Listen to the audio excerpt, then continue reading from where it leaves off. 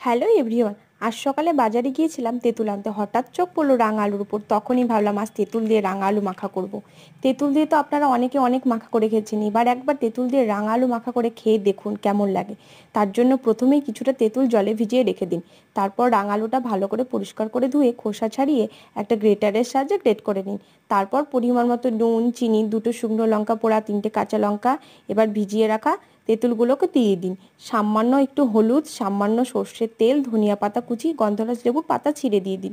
সবশেষে গন্ধরাজ লেবুর রস দিয়ে দিন। এবারে সব কিছু ভালো মতো চটকে মেখে নিলেই তৈরি রাঙা আলু মাখা। আপনি নিজে এবার একটু খেয়ে দেখুন। কি বুঝতে পারছেন না তো যে এটা রাঙা আলু মাখা?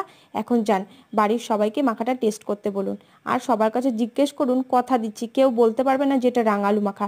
এই রকম ভালো ভালো মাখার রেসিপি দেখার জন্য আমার চ্যানেলটিকে তাড়াতাড়ি সাবস্ক্রাইব করে নোটিফিকেশান অন করে দিন।